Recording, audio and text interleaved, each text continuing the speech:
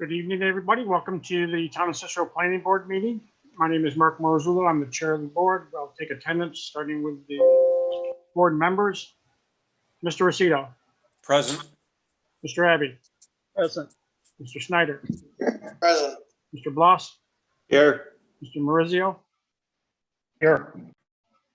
Planning board clerk, Cindy Chamberlain. Mike. Cindy's here. Planning board engineer, Mark Parrish. Here. Planning board attorney, Neil Germain. Here. Director of Code Enforcement, Steve Procopio.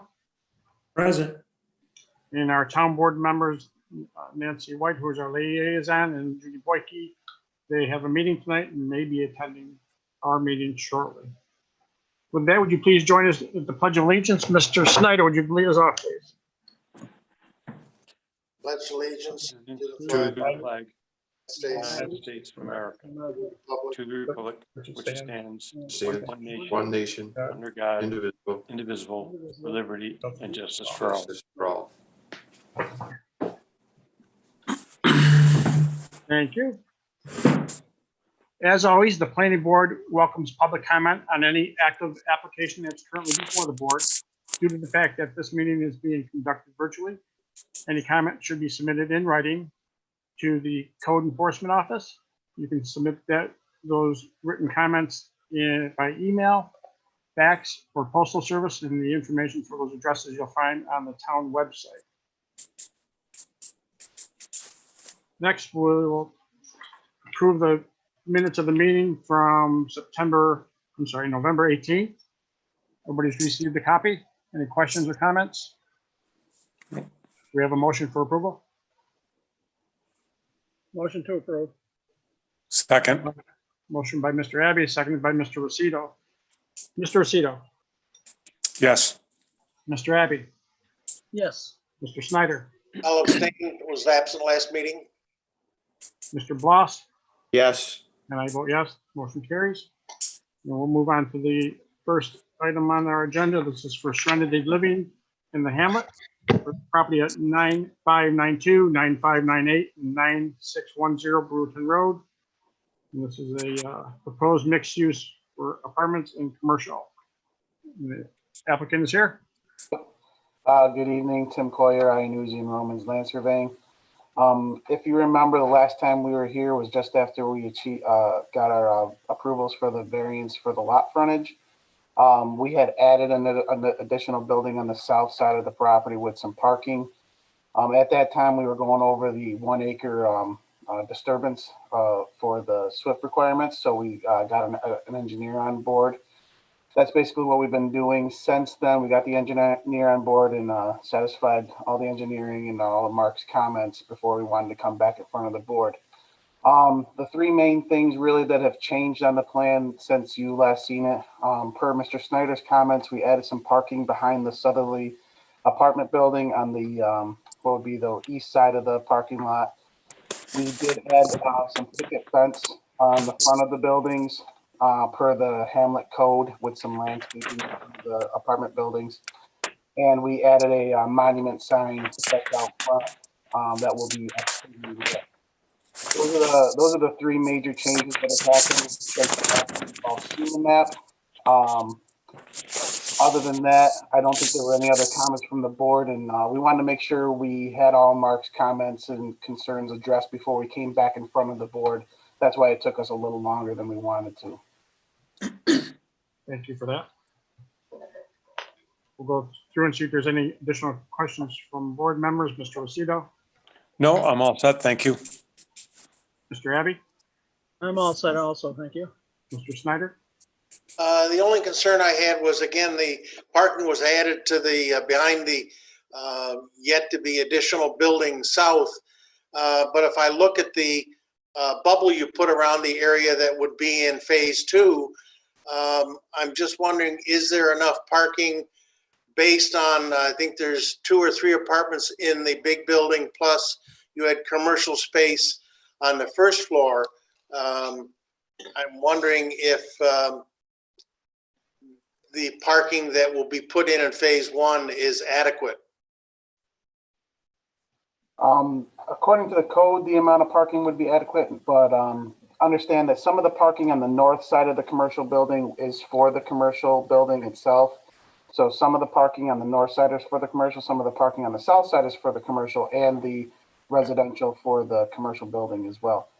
It doesn't hurt us to add like those last 4 parking spaces to the first phase, if that would be if that addresses your concern. So basically, all of the parking that's on the south side of that commercial building, we can add into the first phase. I think that would help. I mean, the truth of the matter is, we don't know what the commercial space is going to be. So it's tough to decide, you know, yeah, the codes might say so many parking spots per 1,000 square feet or something. But again, we don't know what that will create in the way of traffic. So I guess if it doesn't work in phase 1, then when we get into phase 2, we may have to look at the parking again. And Steve, you can correct me if I'm wrong, but I believe when he starts coming in with actual uses for those commercial units, I think he's going to have to come back in front of the board and get some of those uses approved, depending on what they are. Is that correct? That's correct. In the overlay district, depending what they are, they may be required to be back into the board. So basically, before any uses go into that commercial site, we'll come back in front of the board, make sure that the parking and make sure it works with what's out there, basically. Yeah, I think the project as a whole, I really appreciate. I think you and the developer have done a great job in presenting the information to us and responding to our concerns. I think it's a great project. It's certainly going to make that area a fantastic improvement, as well as the additional housing which we need in our community. Good job. Thank you. Thank you, Don. Mr. Bloss? I'm good to go. Jim, the monument sign, what's the lighting on that? It's going to be externally lit. There's a note about it, and those are just those little ground lights that shine up on the monument sign. And those lights are fixed? Yes. Mike, did you have any questions? No, I didn't. I'm all set. Mr. Parrish? No, we've reviewed everything and it looks good from our standpoint. Seems to meet the code requirements for the overlay district. And you just asked about the lighting on the signage, so I think we're good. Thank you, Mark. Mr. Procopio? Yeah, could we get some clarification on the phasing and the time frame for that? Are we approving both phases and assuming the development will be done in the time period required by the code? Are we having them come back for phase 2? So I think we talked about this at the last meeting, but he understands that there's like a time frame for this overall approval. So he's going to start the first phase, and I believe what we discussed in the last one was he had another year. Once he started pulling a building permit to start the first phase, he would have a year to start the second phase of this project, if I remember correctly. Okay, yeah, just one clarification from the board, the understanding on that. Thank you, Steve. Yep. Mr. Jermaine? I have no comment other than you might recall from the very beginning, we talked about some of the regulations and whether or not they would need variances. They got the one variance that they need. There was 2 other items that will have to be approved in the form of a finding by the board, which I am ready to do. It would be part of the motion. Okay. So at this point, we need the seeker. Yes. Mr. Rosito? Yes, I propose a seeker, and that's in the form of a motion. Second. Second by Mr. Bloss. Mr. Rosito? Yes. Mr. Abbey? Yes. Mr. Snyder? Yes. Mr. Bloss? Yes. And I vote yes. Seeker motion carries. Neil, would you prepare the motion for approval, please? Yes. You're going to move for the adoption of a resolution approving the application known as Serenity Living in the Hamlet LLC, 9592, 9598, and 9610 Brewerton Road, proposed mixed-use site, apartments, and commercial. This approval is strictly conditioned on the following. 1, the color schemes, renderings, and/or elevations presented by the applicant to the planning board in regards to this application shall be incorporated by reference into the site plan and the board's approval thereof. Accordingly, the actual project must substantially conform to the items as presented herein. 2, in approving the site plan, the planning board finds that the build-to-line and frontage build-out as set forth on the site plan do not conform to the applicable bulk regulations, but meet the dictates of code section 210-92E, and as such will not require a variance. That is in the form of a motion. Do we have a second? Second. Seconded by Mr. Bloss. Mr. Aceto, Yes. Mr. Abbey, Yes. Mr. Snyder, Yes. Mr. Bloss, Yes. and I vote yes, motion carries. Jim, thank you. Good luck with the project. Thank you very much. Next item on the agenda is for Burdick RV Store. This is a showroom expansion for the property at 8560 Bloomington Road. LJR Engineering is representing the applicant. I see the applicant is here as well. Who would like to speak? John, are you there? Jonathan, Yes, I am. welcome, John. Would you like to just start off and then I can get into the plans as necessary? What I would like you to do is give a description to the board of what it is you're looking to do here. What we would like to do is add on to the showroom that was there. That showroom was designed to be an automobile showroom, and we can't fit any RVs, but except the very smallest of ones inside the showroom. It's our hope to be able to have a little larger RVs in there in this inclement weather season. It helps that we can do that and not have to virtually go dark throughout the winter time. There's no plumbing facilities in it. It's just simply a build out in front of the showroom that goes out 34 feet at the same width of 90 feet that the current showroom already is. Alex, welcome. Hi. Can somebody put the elevation up? Yeah, I got it. If can I screen share here? Yeah, you should be good, Alex. Okay. Alex, just introduce yourself for the record, please. Yes, sir. Alex Wisniewski from LJR Engineering, site engineer for the applicant. Can everyone see that now? You see the elevation now. This is the elevations looking at the site from Route 11. That the top image is a rendering of what the site looks like currently, and then the lower image there is what it will look like upon the completion of the and that will project towards Route 11. These two are the side views, essentially showing the new expansion area, and there's a floor plan. If I can move that out of the way. There's a floor plan, which is, it's going to be generally just an open showroom area. There is no proposed additional plumbing fixtures, etc. All the existing utilities that serve the site will remain unchanged. We're not proposing any revisions to, to the site itself, other than, I guess, whatever this board deems necessary.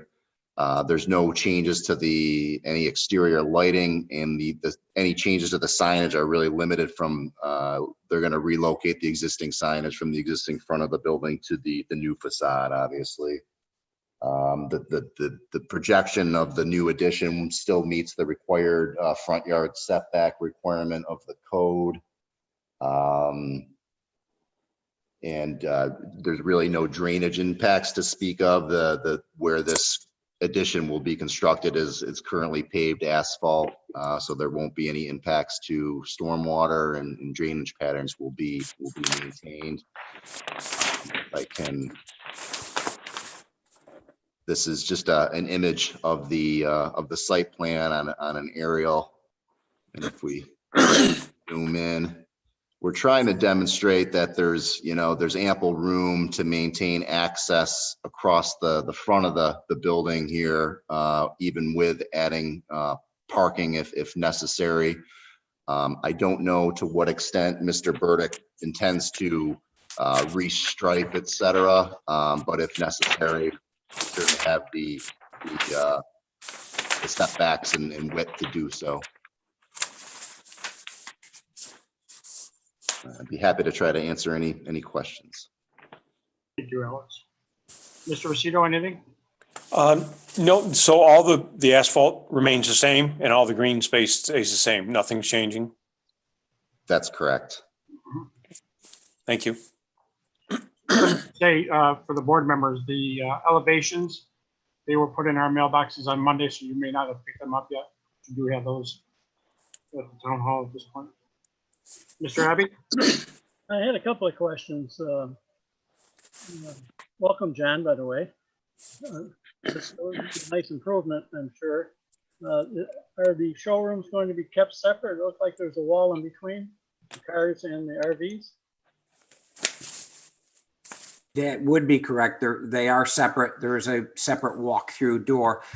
We really don't sell any cars or trucks there anymore unless there's an oddball trade-in from time to time.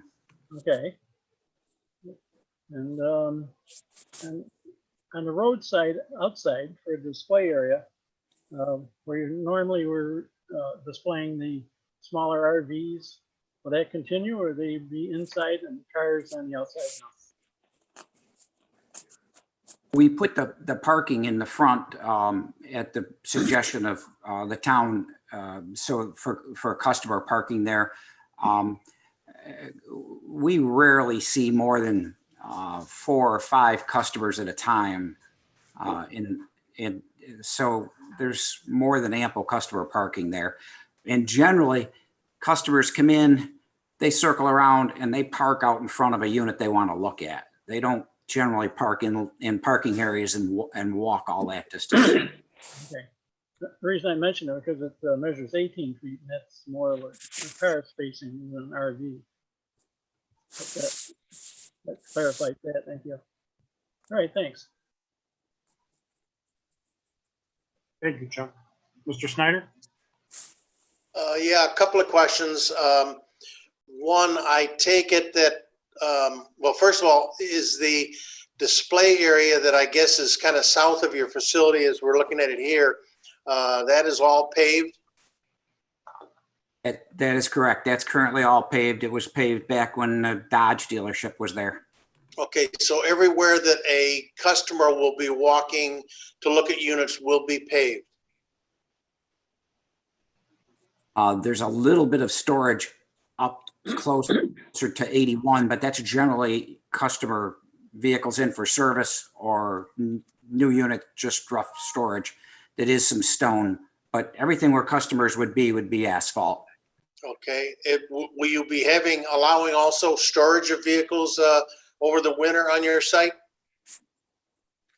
Don, we probably do 5 or 6, not many, generally not many, no.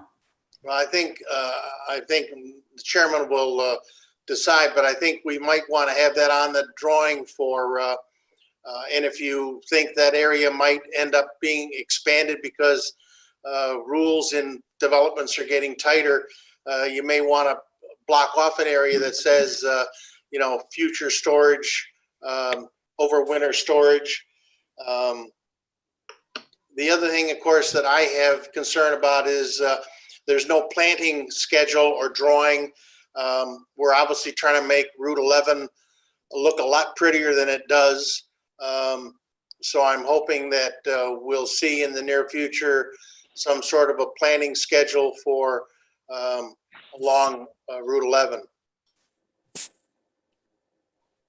Do you have something in mind for that?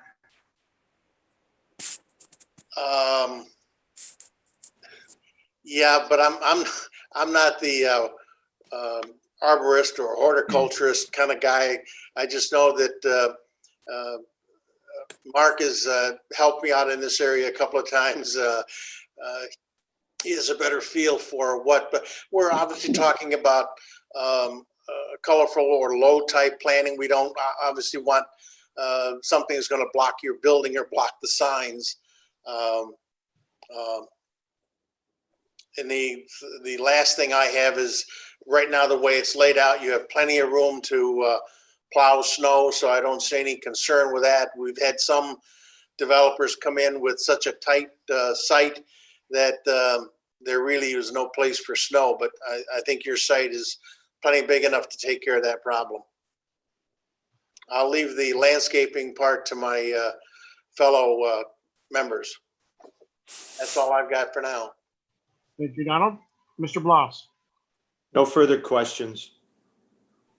Mr. Merzio, No questions. The parking that's in front of the building there, that already exists, correct? That is correct. Okay, thank I'm you. all set. The parking that is in front of the addition, just directly west of that, that's for customer parking only? I didn't follow that. Could you repeat that one? Sure, the parking that's directly west of the addition, that is for customer parking only? Yes, that would be what it would be after the proposed addition. Yes. So just to John, piggyback, correct me if I'm wrong, Jim. I think currently your parking is situated where the addition is proposed, right? And that's for that reason we're pushing the customer parking out past the drive aisle, right? Yes, that is correct. is that striped now or no? Oh, it is not. All right. I'm a little concerned with the circulation there. Obviously, RV is not going to fit in there and allow good circulation. And so I'll ask Mr. Parrish when he does a review to kind of look at that. And we'll probably be suggesting some striping in that area so that we don't want a customer to come in with an RV and park there, right? Because that would kind of make it pretty tough circulation.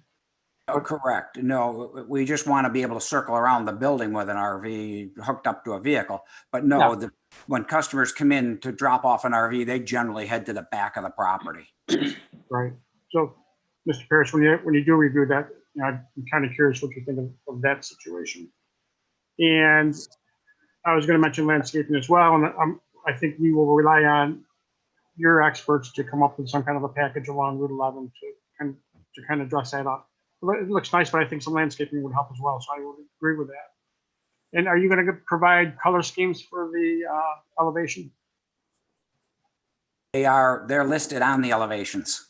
Okay, yeah, I saw them on the computer, but I haven't picked up my hard copy yet either. Yeah, they're not, the elevations aren't colored specifically, but they do, he does call out the siding is slate blue, the trim is white, and then he's speccing this, the ledge stone across the bottom. He's speccing that as color is Mission Point, whatever that means. Okay, good. Great. I looked them out on my computer, but until I get them in my hand, it's hard to do it on the computer. Yeah, absolutely. That is all of my questions, Mr. Parrish. Anything? So I think you guys have talked about the parking spaces and such. What I would recommend is that and also display areas. So I'd recommend that they just kind of block out and show the locations of display areas. If there's any concerns about, obviously those parking spaces aren't going to be big enough for RVs.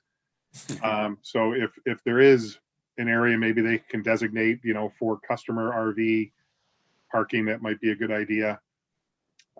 So just better define areas that are for display, storage, customer parking, whether it be, regular passenger vehicles or RVs. So that I think that can be better identified. The other item is that they do need to provide a handicap parking space. So they should stripe out and have a handicap parking space and signage shown on the plan. The other item is I do believe there's a freestanding sign along Route 11. At least I haven't been to the site, but it does show on Google Maps.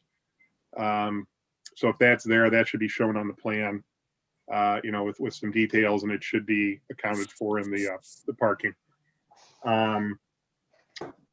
That is shown. It is that kind of a light gray box in front of the middle island of grass there.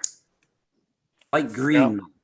Yeah. And I can certainly better define that on the site plan. Yeah, so it should call out the sign itself. Yeah, I guess that does look like where it is, but yeah, so that should call that out, and show that better. No And problem. then as far as the architectural elevations, I'll just leave this up to the board, but they do call out the colors and such on the plans, but maybe you can provide some color samples of what's being proposed for that. That would be good. Those are the only comments that I have. Thank you, Mark. Yep. Mr. Procopio? No, I'm all set. Thank you. Mr. Jermaine?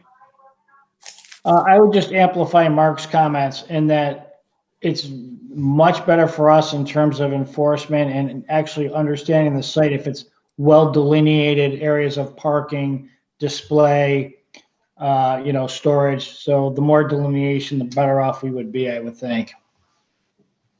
Good advice. Thank you. All right, gentlemen, I think we're good for now. You have everything you need. Any other questions for us? I think I'm good. I can obviously circle back with Mark as I get into these updates. Okay. All right. Well, thank you very much. Thank you. Do we automatically get put on the schedule for the next meeting? No. No, you'll address Mark's comments, submit them to him. Once he has a chance to review, then we'll get you scheduled on the next meeting. So it depends on how quickly we get your responses back. It could be. So we typically schedule a meeting the Wednesday or Thursday before. So Mark's going to have need an opportunity to review before that, obviously. And our next meeting is January 6th.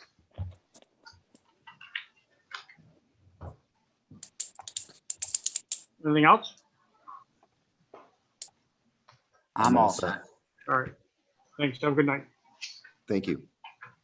Next item on the agenda is for Paul Joint. This is Northern Boulevard Self-Storage, property at Totman Road in Northern Boulevard. It's a proposed self-storage facility. Alex, you're up again. Yes, sir. Switching folders here.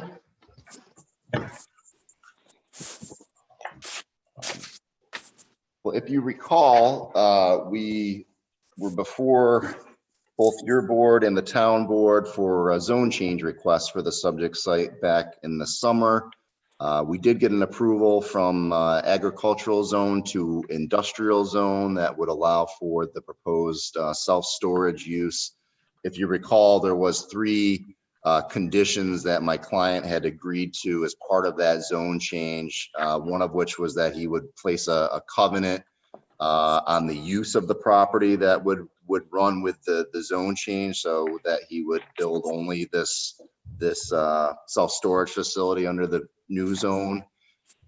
He also had agreed, in response to a comment from the neighbor to the south, he had agreed to install a privacy fence along the south flank of the property, and that is shown on the updated site plan set. And lastly, if you recall, the fire department had raised some concerns and asked if we could bring a water main and hydrant to serve the site, which we did. I did receive subsequently some updated comments from the fire department that I've had a chance to speak with Mr. Procopio about those, and I think we can work through those comments.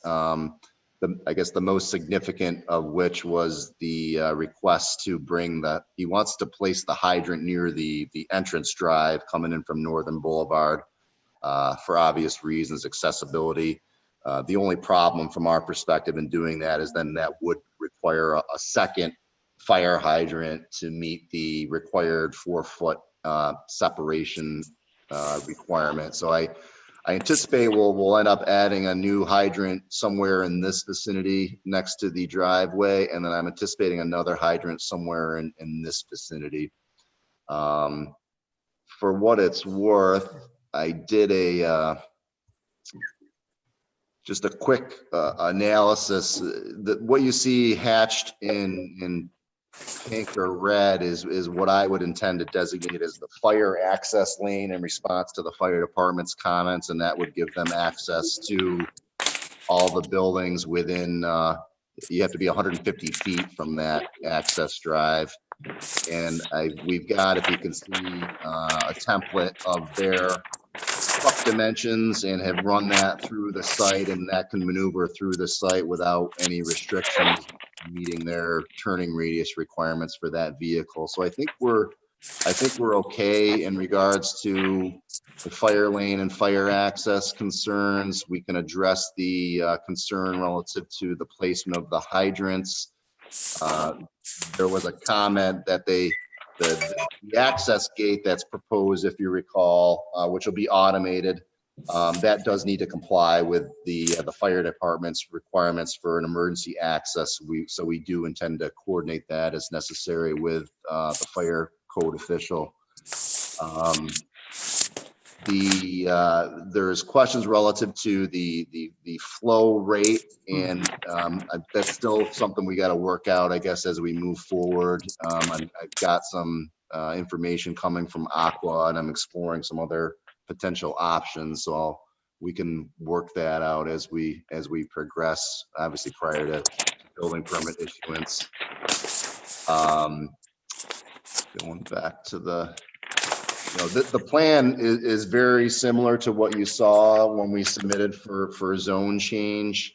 Obviously, we've now detailed it with grading, utilities, landscaping, etc. We still propose the same access point to Northern Boulevard that there's actually a current driveway there. It's just a farm access drive currently, which pretty much aligns with the driveway to the Roselli facility across the street.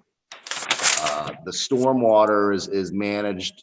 Basically, there's perimeter swales around the perimeter of the site on both sides that all take the stormwater into an infiltration area down in the southeast corner of the site, where it'll be controlled with an outlet structure and discharge back into the swale adjacent to Northern Boulevard.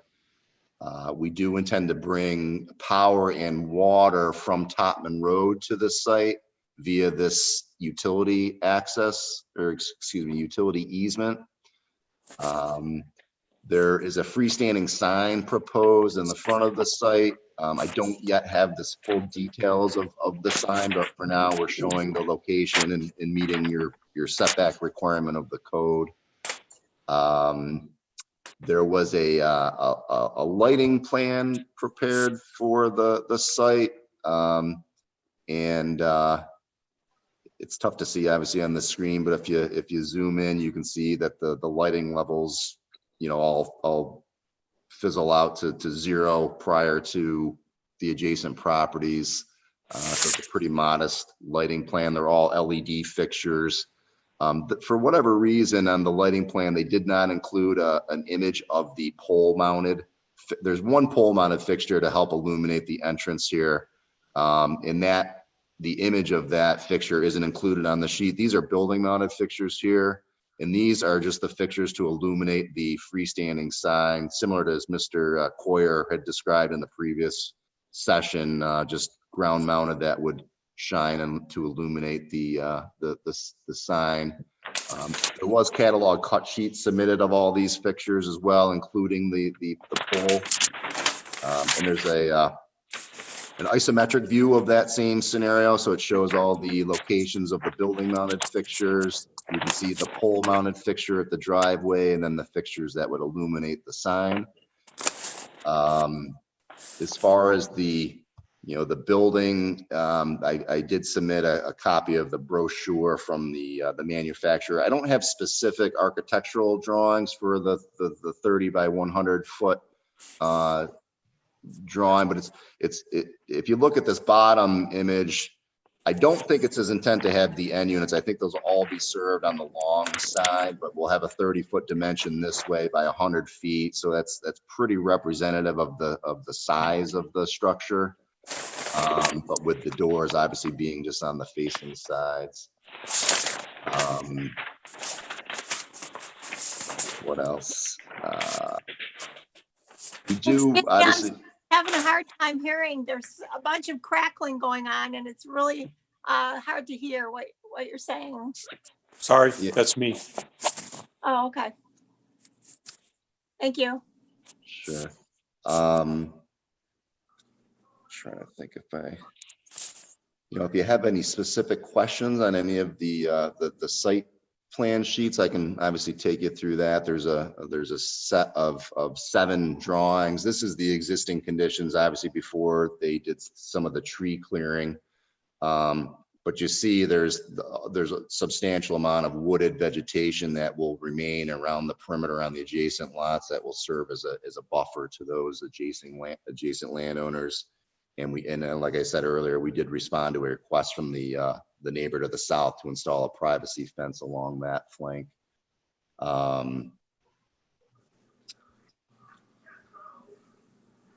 This is just more details on the drainage and stormwater, kind of elaborating on what I described earlier. This is the utility plan showing our connection to the water system at Topman Road, and as well as our power supply coming in from Topman Road into the site. And as I discussed, this hydrant I had proposed here is going to need to be relocated here. And like I said, I probably need another one in this area. So that'll be a change forthcoming.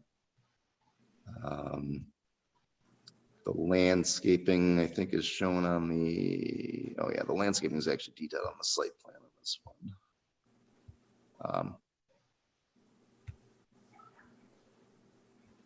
So there's a full planting schedule and details, et cetera, of the planting scheme. We are trying to create kind of a nice consistent look across the front with mainly maple trees, and then we're doing some accent planting around the sign and at the entryway. Some deciduous trees across the northern flank here, a few in the back. And again, all this area around the perimeter of the site is wooded area that will remain. So I think that's generally overview of the project, and I guess I'd be happy to try to answer any more questions you might have. Thank you. Mr. Rosito, any questions at this point? Is there any place for large vehicle storage, RVs or boats or anything like that? There's no intent for any exterior storage. The intent is this last unit in the back here. We've provided some additional separation between the two buildings, assuming that this would just be a front load 30-foot deep garage. So there is the potential that you could put some boats in that unit, but there is no designated areas for outdoor storage nor any intent for outdoor storage. Okay, thank you. Mr. Abbey? I had a couple of questions. Most of them have been already addressed, but one is on the fencing. Alex, did you say that the only fencing is going to be on that south side from Northern Boulevard straight back?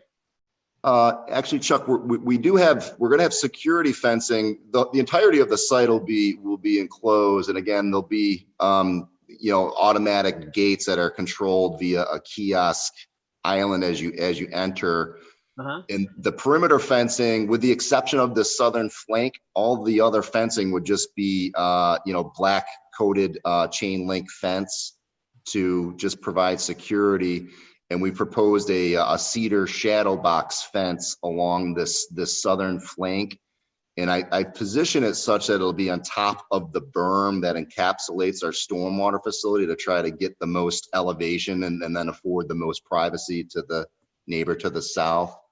But yeah, the entirety of the site will be enclosed with fencing, and the only distinction being this fence along the southern flank would be intended to provide privacy. So we went with a different type of fence. Well, I did notice on the description it was a 6-foot chain link. Yes, sir. Yeah, there's I think there's details of. Did they have any intentions on putting those slats like some people do?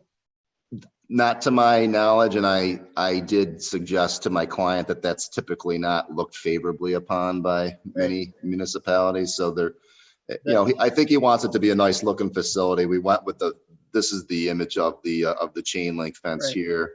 We want a nice looking facility. So that is going to be the black coated chain link. And then this is an image of what the shadow box privacy fence would look like. Because in the chain link, those slats, they deteriorate pretty poorly after a few years. But on Yeah, on the other fence, is that actually wood or vinyl? It look like wood. this is intended to be cedar, correct? Wood. Okay, because anything made out of wood, even cedar, deteriorates after a number of years too. I know we've always kind of leaned towards vinyl type sign, which is good for umpteen years. Yeah, I don't. Yeah, frankly, the price differential probably isn't significant. If you felt strongly and wanted vinyl, I would certainly suggest that we consider that to my client. Just trying to zoom in and confirm what we. They have so many different varieties to work with, and the vinyl just lasts forever. But yeah, I am speccing it currently as a cedar fence. So if you felt vinyl would be better served here, we would certainly entertain that. I wanted to bring that up, but anyway. And we already talked about the signage and lighting, the zoning are all taken care of. I think fire access you talked about. That's great. Thank you very much, Alex. Yes, sir. Thank you, Chuck. Mr. Snyder? Yeah, my personal opinion is I would rather see the wood rather than the vinyl, but that's certainly not a major point for me. The other concern, there probably will have to be a sign at the entrance that also gives me some instructions of who to call if I want to rent a facility or if my key card was lost. Is that something you're going to think about putting near the front entrance, and then you'd show us what that will be? Obviously, it doesn't have to be really, really big, but at least something that I would be able to be informed when I drive up to the gate. Yeah, I think that's a great suggestion. I guess we hadn't considered that yet. Maybe there's an opportunity for, contact information, and maybe that could be on the freestanding sign itself. And I would think anything specific to the security gate access could simply be informational stuff mounted on the kiosk itself. But I think those are valid suggestions. I think the other thing to think about is the end of the buildings that are facing Northern Boulevard. Is there some advantage for some of that area being used for a sign in addition to or rather than the sign out in front? Yeah, we discussed that briefly. There isn't any intent for any building mounted signage currently, and I think we felt that the freestanding sign obviously on Northern Boulevard is probably, because we're able to situate it obviously perpendicular to Northern Boulevard and gain maximum visibility and still meet your setback requirement. Right. The only problem I have with that sign out front is you indicate you're going to have lights that will be not on the sign, will be on the ground shining up. I've had experiences around our town where we've allowed that to happen, and either through vandalism or some other reason, they get manipulated and moved, and the next thing you know, they're in the driver's eyes, as opposed to either a sign that's lit inside or a light that maybe is on the sign looking up or down at it rather than on the ground. We could certainly mount, we had explored some different options. I think we could do maybe a top mount light fixture mounted to the top of the sign that, that aims back at the sign. I don't think he's intending to have it be an internally illuminated sign. That the image that he likes, and we haven't fully developed it with a sign company yet, but it's kind of a more of a rustic. I don't have an image of it with me. It's very attractive, but it's kind of on two stone posts and some, kind of timber framed. It's very attractive, but it's not the kind of sign you'd want to illuminate internally, I don't think. But I guess the sign box could be. So we can revisit that. And of course, our engineer will make sure that that sign is as far away from the right of way as it's supposed to be. Yeah, I think we do identify the setback dimension that to meet your code requirement. Again, hard to see on the screen here, but That's all I got. thank you, sir. Thank you, Donald. Mr. Bloss, No further questions. Mr. Maurizio.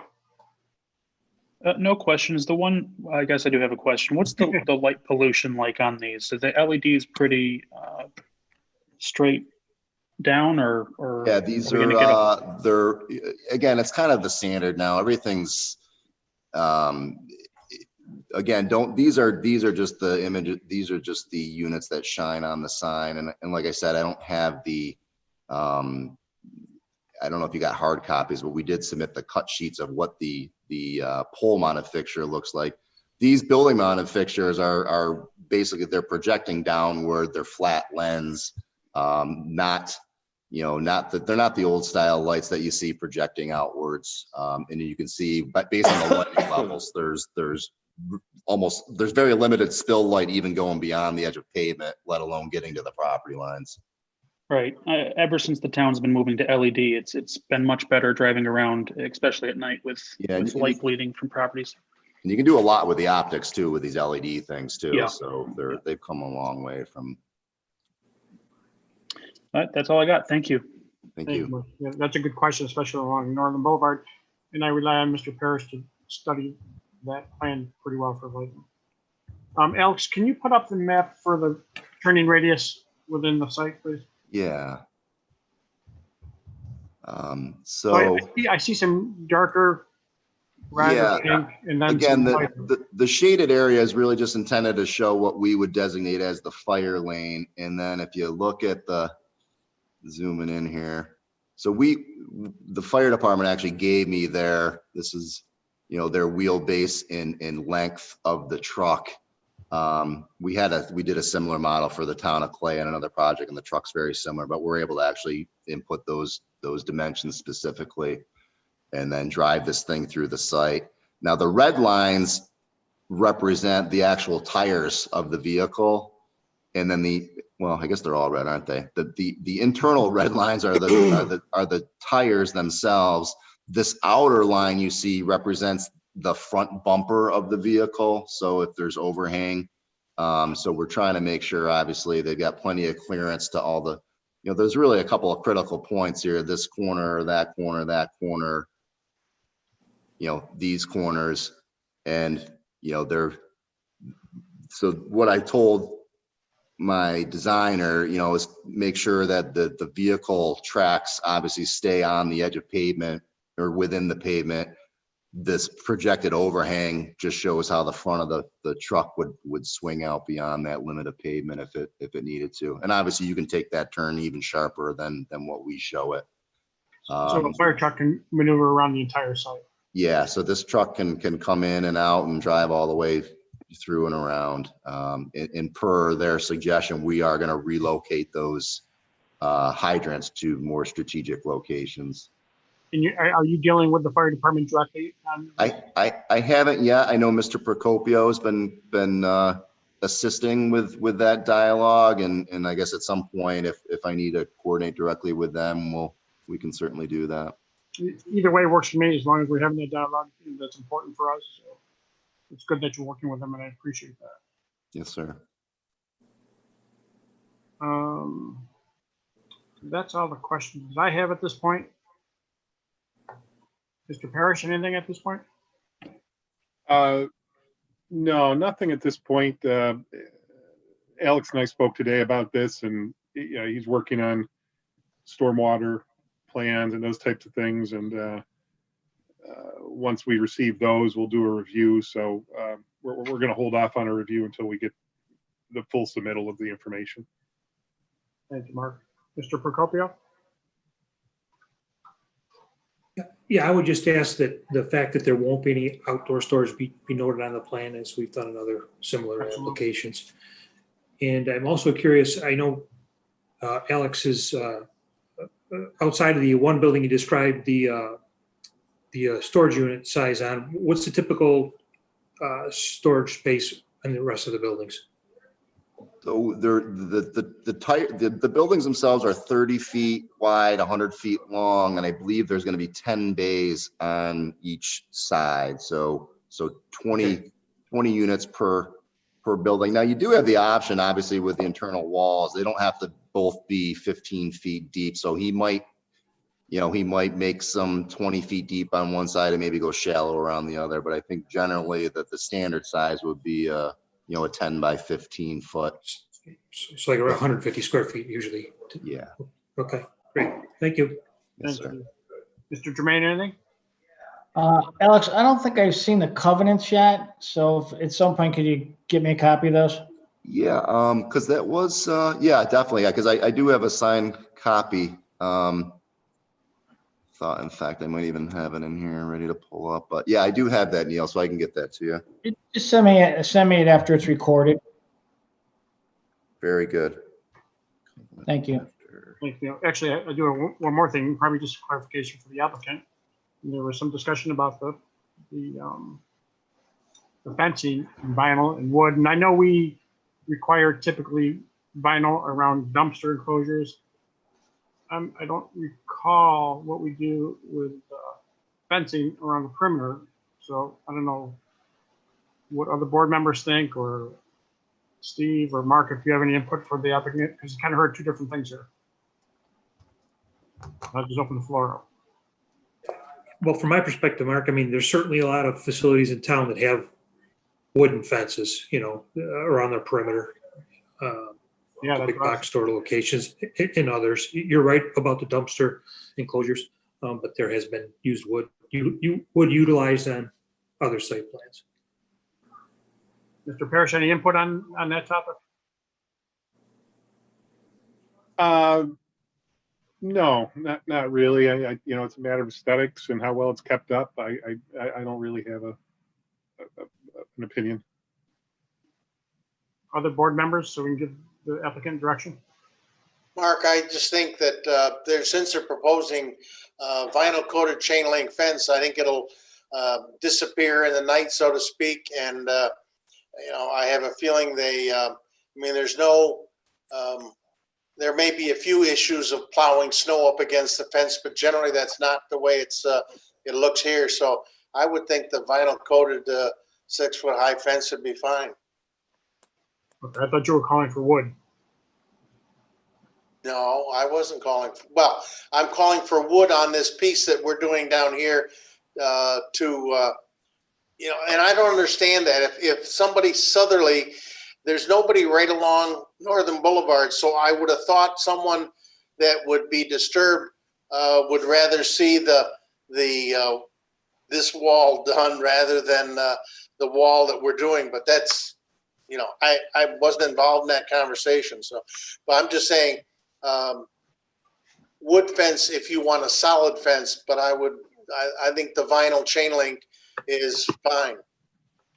It doesn't rust and looks Yeah, good. I was talking about the wood fence that the neighboring property had requested. Yeah, I'd prefer the wood down below.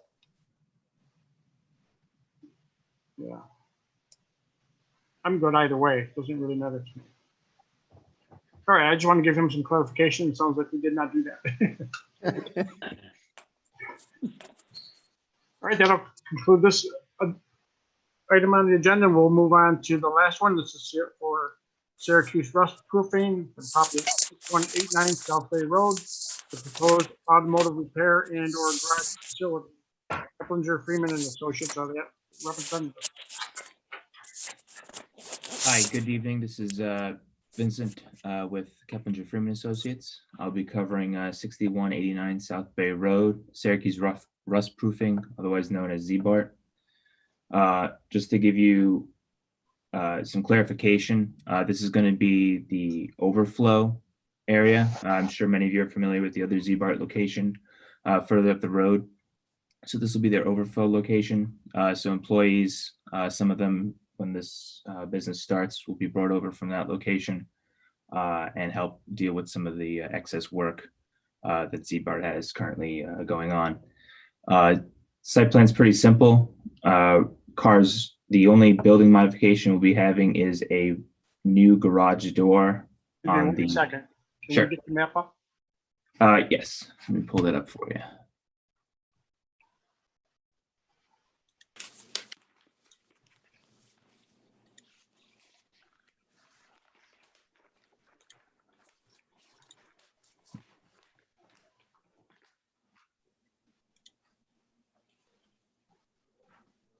You guys seeing it all right? Yes, thank you. Perfect. Let me just zoom in here for you.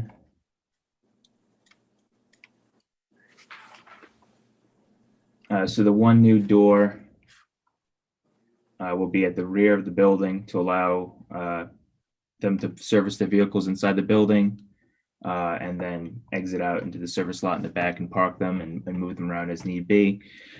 This is the newer plan. I don't know if the board has gotten the most recent plans from Heidi. They did come late last week. We apologize. The plan was moving as of last week. We got in touch with National Grid. As some of you may be familiar, there's those high power lines running through the back of the property. National Grid more or less advised maybe not the best idea to park cars underneath them. So we changed the parking plan up to discourage that. There is an existing gravel lot in the back there that'll be repaved to allow for the parking back there. But the parking lot as it stands in this drawing is directed in such a way so that we're not underneath the power lines. We also spoke to County DOT. They were okay with the entrance along South Bay Road. James Fenskin had no comments.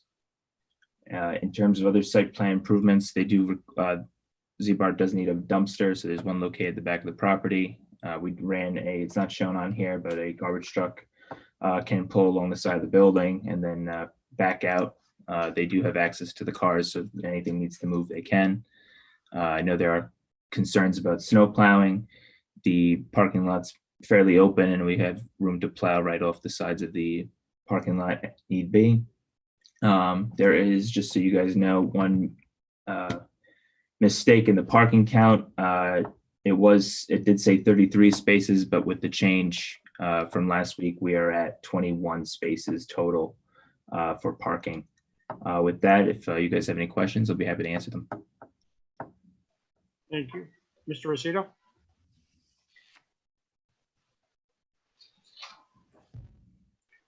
Joe, your mic. Sorry. How many cars could you work on inside at one time? Joe Scrippa's on the line here. He may be better able to answer that question.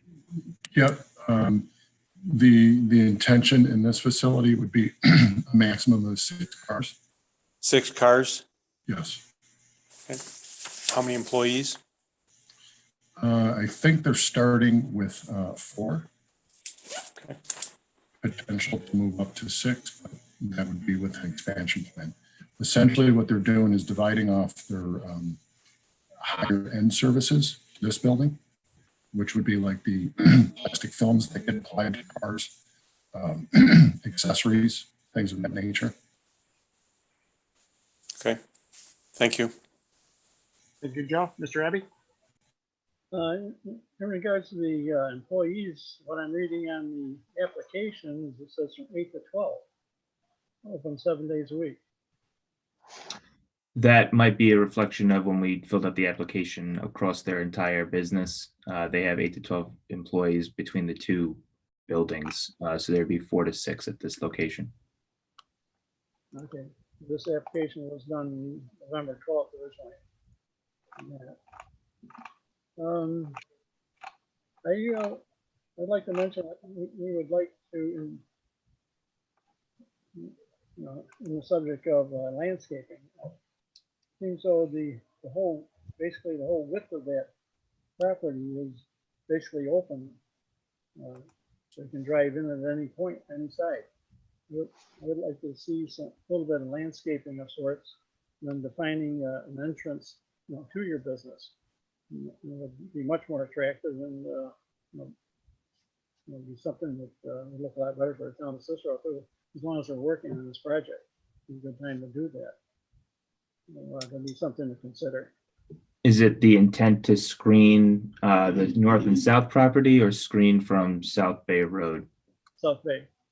Okay, we can show some plant material there for you. Okay, thank you.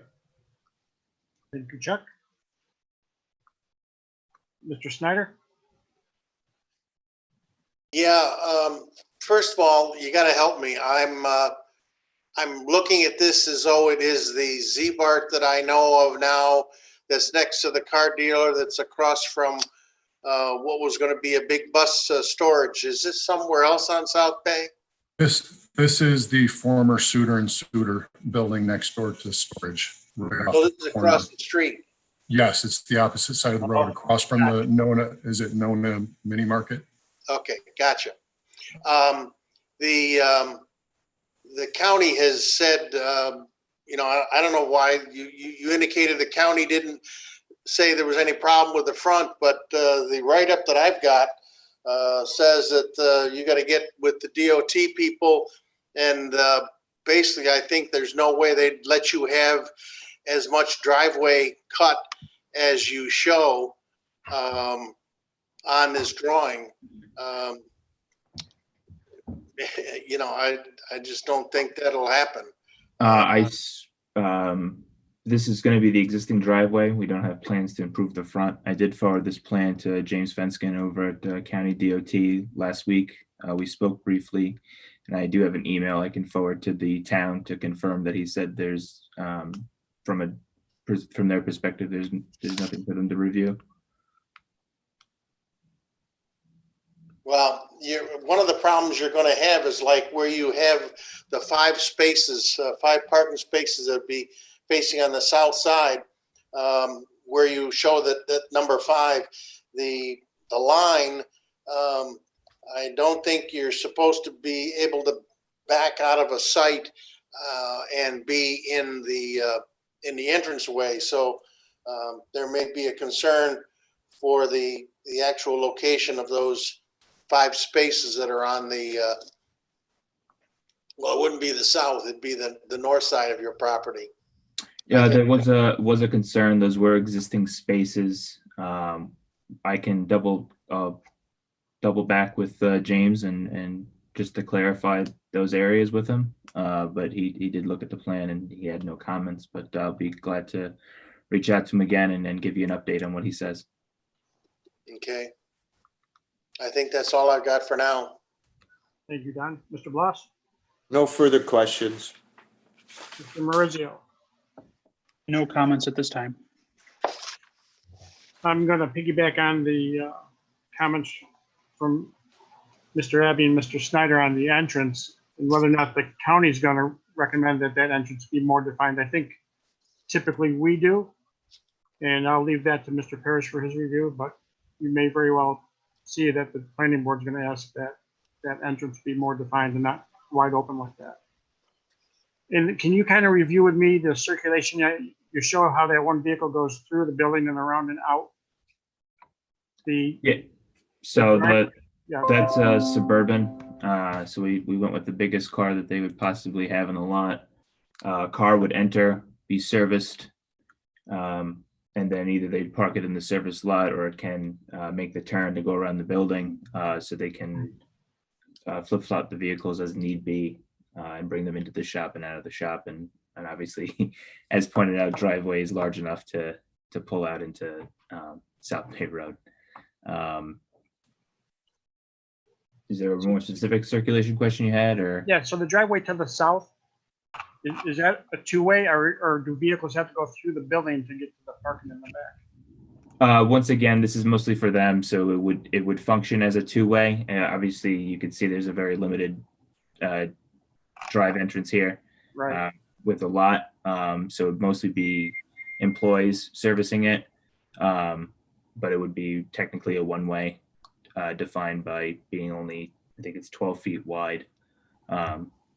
So the intent is for the cars to come through and then to be able to pull out along the building there. So the driveway to the south is a one-way? Technically, it is a one-way. It's 12 feet. We had it signed at one point, but we felt it wasn't really needed because it would be employee operated, and it would be one car driving up there at any one time. Okay. So when you're going to bring a vehicle to the back of the building, they're going to go through the building? There'd most likely be one person operating the vehicle at a time. There wouldn't be multiple vehicles driving through the lot simultaneously. So the chances of two cars, I see what you're getting at, two cars meeting and needing to back up at that junction is very unlikely. Okay, so they can use the southern driveway to access the back coming from the road. Okay. That's all I have. Mr. Parrish? Yeah, I guess, again, it has to do with the traffic circulation and whatever, but I guess I heard that this is an overflow facilities. Do you expect customers to be coming here? Because you do have the front labeled as a customer lot. So I guess I'm just trying to understand what the use of this facility is and whether we expect customers to be accessing this area. Currently, the secondary location to the south where Z-Bar is located right now provides undercoating, rust proofing, the auto reconditioning. The new big thing, probably one of their top items, is this film that they put on cars. It's literally a plastic clear film. One of the primary operations that will be done here is that film. So this will not receive, yes, customers will come here, but it's not like the undercoating where, the film is thousands of dollars to have applied to your vehicle.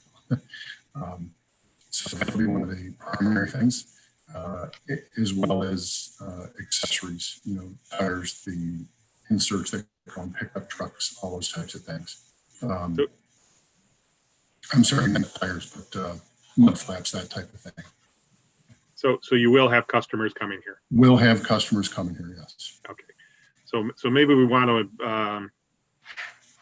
sign that employees only or something, going back along that drive. The drive, yeah. Yeah, we can sign that for employees only. You got a dumpster back there, so obviously the dumpster company is going to have to get back there with their trucks to access that. So yeah, that would be the recommendation I guess I would have. As far as the width of the drive goes, it's not dimensioned, but it certainly looks wider than the typical 24 feet that we would see on this. So I mean that's my comment on that. I guess the question becomes really I think part of the issue here is if we narrow that up with the distance you have between there and where the parking starts, you really don't have room for a proper radius. By the time you get done with the radius, you're still probably going to have that width, at the road itself. So I guess I'd throw it back to you, Mark, or the board as to whether you feel that it's something we want them to look at. Maybe we can have them look at it and show what I guess that would be my recommendation, is if we want to consider narrowing that up, what would it look like? So maybe they can provide a plan showing that, and we can provide it to the board and circulate it around, have them comment on it. It makes sense to me, Mark. Okay. That's it. Sorry, this is the narrowing of the driveway entrance there. Yeah. Yeah, I guess show something if, again, show a 24-foot wide drive there, and then with the proper radius, and see what it would look like. Okay.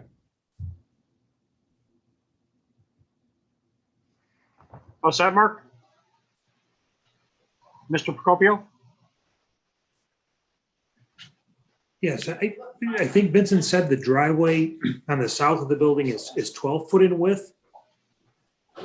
Yes. And that's existing, or you're proposing? It's roughly 12. It's existing. You could see where the asphalt goes about halfway currently up the side of the building, so we would be extending that asphalt drive. I that's think you may want to consider widening that for fire apparatus access, and it seems a little narrow to get a garbage truck back there to get the dumpsters out of there as well. Certainly. Steve, what's your width recommendation? 20 feet. Do they have it? I don't think they have the width for that. You're going to be right up to the edge of the drive. I mean, we could look at this on, Google or whatever, but, basically, I mean, I'm looking at the street view here, and the adjacent properties got their pavement, and it shows right on here. I mean, the adjacent properties got their pavement right up to the edge of this.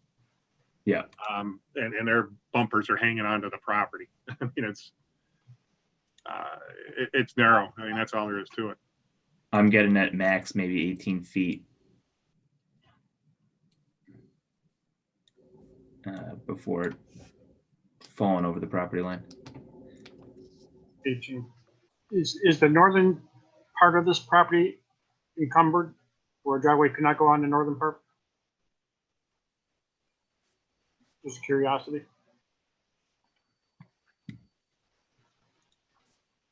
Can a driveway go along? If you did that, Mark, you're kind of messing up the parking. Right. We'd certainly like to keep the drive aisle where it is, since we're trying to make the improvements to the back of the lot and the building. Then there is the existing lot at the front of the building. I mean, if you want, we can look at this on Street View if you'd like. I can pop it up here real quick. If you I have it here. I can share my other screen here for you guys.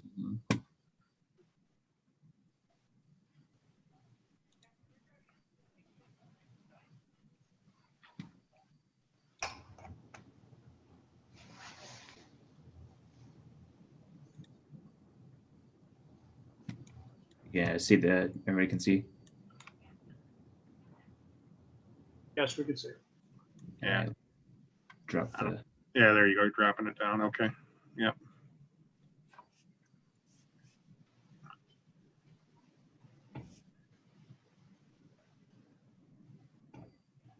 Take it a little to the south there if you can. Yeah.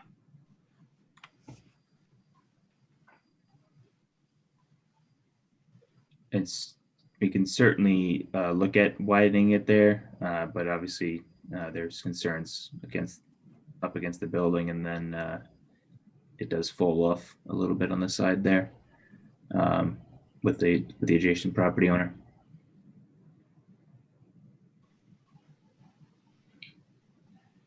Yep, it's got its limitations.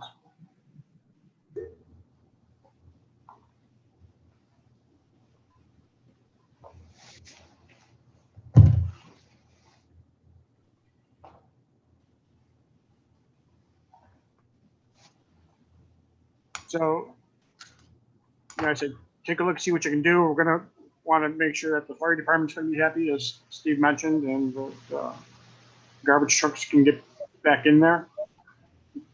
I think we understand that it's an existing building, we want to work with it, but it's gotta also be functional.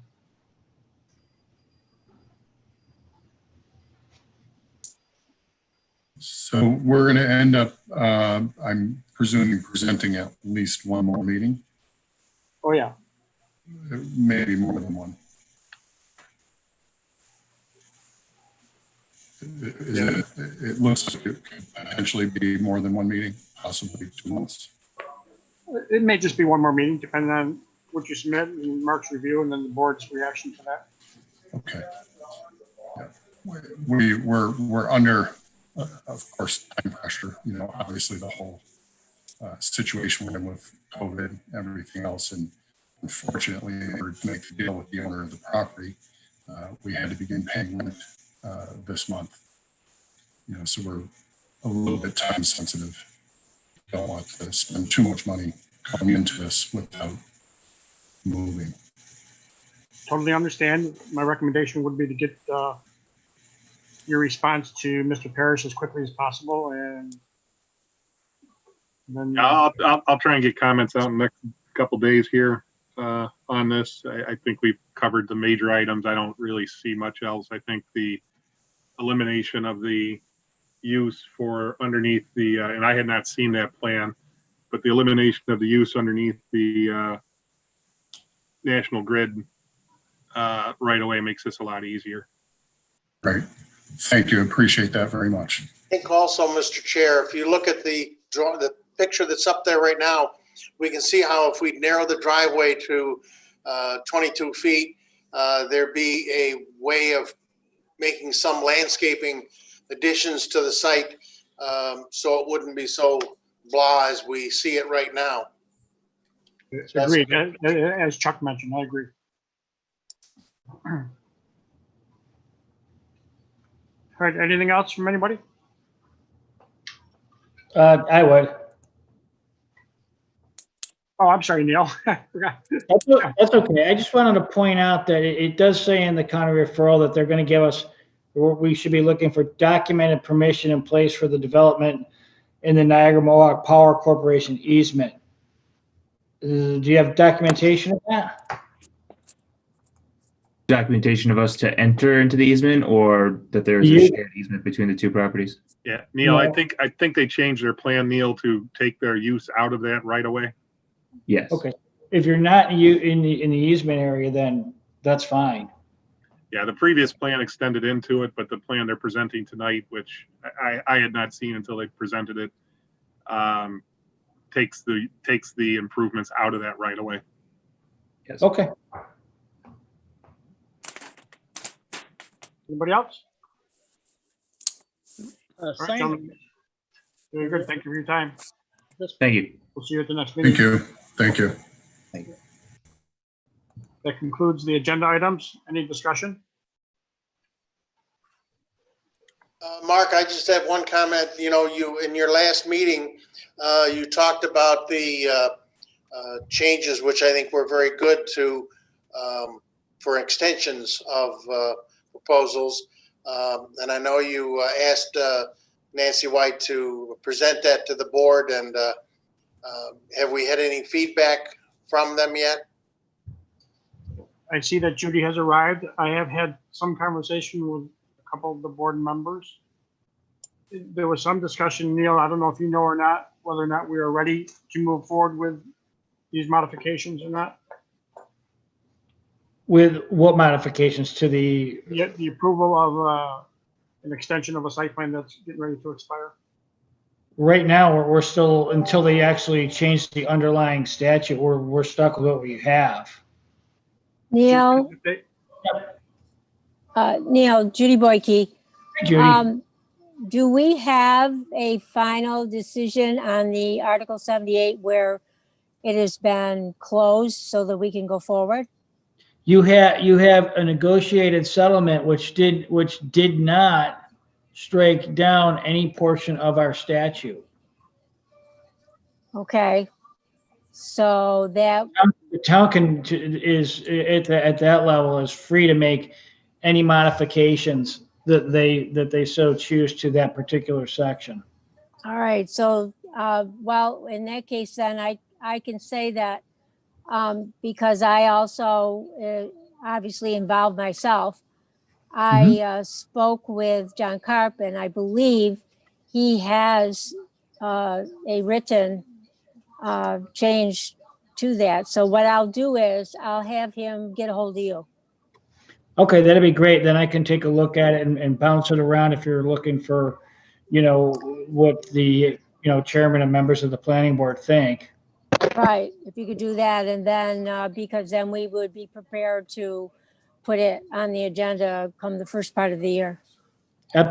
Absolutely, I think that'd be good. That's a good plan. Okay, I'll let John Karp know. Thank you. Okay, thank you. Anybody else? I'd just like to say that I enjoyed working with the planning board for another year, and you guys are all great. And Merry Christmas and stay safe. Yeah, absolutely. Amen, brother. Happy New Year. That too. We'll get together again next year. With Yeah. that, do we have a motion to adjourn? Motion to adjourn. Second. Seconded by Mr. Abbey. Meeting is adjourned. Thank you very much. Happy New Year.